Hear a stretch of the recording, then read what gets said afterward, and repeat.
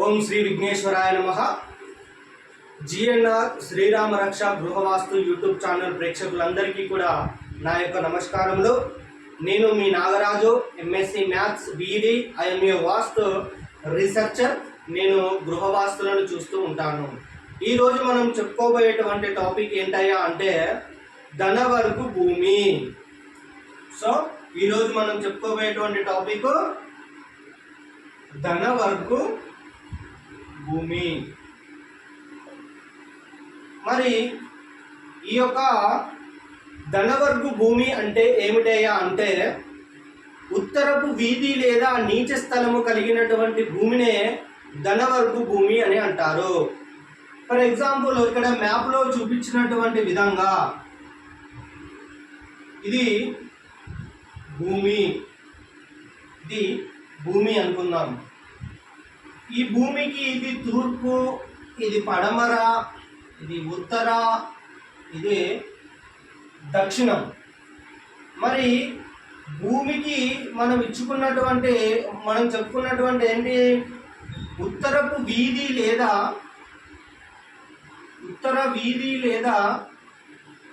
నీచ స్థలము కలిగినటువంటి భూమినే మనము ధనవర్గు భూమి అంటారు.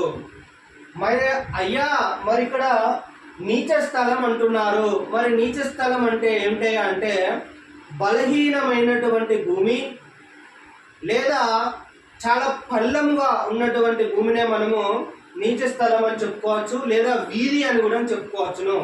అందుకనే ఉత్తరపు వీధి లేదా నీచ స్థలం కలిగినటువంటి భూమినే మనము ధనవర్గు భూమి అంటారు. ఈ విధంగా ఉత్తరపు రోడ్డు ఉన్నటువంటి భూమికి ధనధాన్యాలు, ఐశ్వర్యాలు, సంపదలు అనేటువంటివి చాలా సమృద్ధిగా లభిస్తూ ఉంటాయి. మరి ఏ విధంగా అది ఎప్పుడు లభిస్తాయంటే ఉత్తరపు దిక్కు అనేటువంటిది చాలా పల్లంగా ఉండి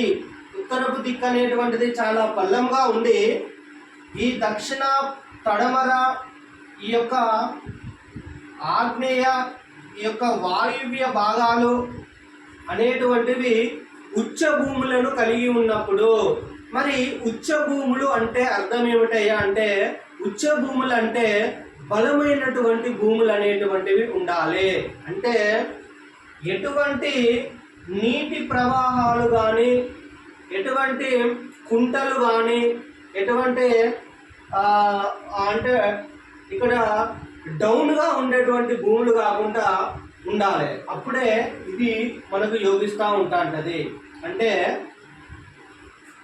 దక్షిణ ఇక్కడ ఉత్తరం నుంచి వెళ్ళి ఈ తూర్పు మరుము ఇక్కడ ఉన్నటువంటి ఈశాన్య భాగము, అదేవిధంగా ఈ యొక్క ఉత్తర భాగాలు అనేటువంటివి చాలా డౌన్ అయి ఉండి ఇక్కడ ఉన్నటువంటి దక్షిణ భాగము, ఇక్కడ ఉన్నటువంటి నైరుతి భాగము, ఇక్కడ ఉన్నటువంటి పశ్చిమ భాగములో అనేటువంటివి చాలా ఎత్తుగా ఉండి ఈ ఆగ్నేయ, ఈ వాయువ్యాలు అనేటువంటివి సరిసమాన ఎత్తులు అనేటువంటివి ఉన్నప్పుడు ఇది మనకు ధనవర్గు భూమి కిందికి లెక్కొస్తుంది. అప్పుడే మనకు ఇందులో ధనధాన్యాలు, సంపదలు అనేటువంటివి సమృద్ధిగా వస్తాయి.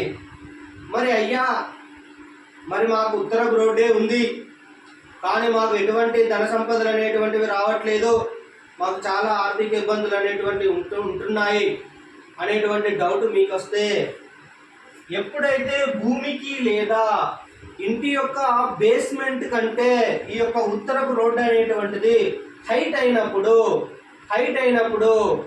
అనేక రకాలైనటువంటి దుష్ఫలితాలు, ఆర్థికపరమైనటువంటి సమస్యలు అనేటువంటివి సంభవిస్తాయి. ఎప్పుడు కూడా ఈ యొక్క భూమి కంటే ఉత్తరపు రోడ్డు అనేటువంటిది హైట్ కాకూడదు. ఈ యొక్క భూమిలో గృహ నిర్మాణం అనేటువంటిది చేసినప్పుడు గృహం యొక్క పునాది భాగం కంటే ఈ ఉత్తరపు రోడ్డు అనేటువంటిది హైట్ అనేటువంటిది కాకూడదు.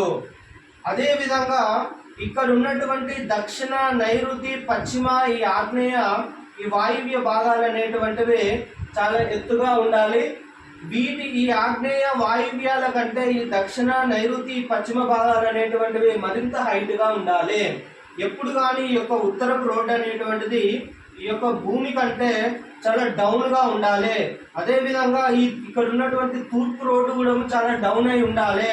ఇక్కడ ఉన్నటువంటి ఈ ఈశాన్య భాగం కూడా చాలా డౌన్ అయి ఉండాలి. నీటి ప్రవాహాలు అనేటువంటివి ఉత్తర ఈశాన్యం నుండి కానీ తూర్పు ఈశాన్యం నుండి కానీ బయటికి వెళ్ళే విధంగా మనము సర్దుబాటు అనేటువంటిది చేసుకోవాలి. అప్పుడే మనకి ఈ భూమి అన్ని రకాలుగా యోగిస్తూ ఉంటుంది.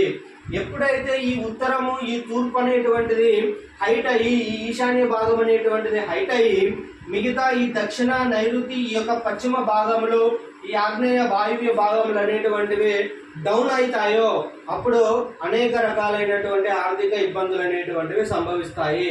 మనకు వాస్తు శాస్త్రము ఏమని చెప్తుందంటే దక్షిణ నైరుతి పశ్చిమ భాగాలు అనేటువంటివి ఎల్లప్పుడూ చాలా ఎత్తుగా ఉండాలి.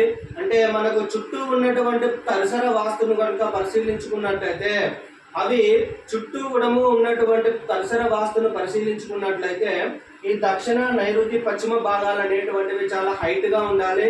ఈ ఆగ్నేయ ఈ వాయువ్య భాగాలు అనేటువంటివి సమాన ఎత్తులో ఉండి ఈ తూర్పు ఈ ఈశాన్య ఈ ఉత్తర భాగాలు అనేటువంటివి చాలా డౌన్ అయి ఉండాలి.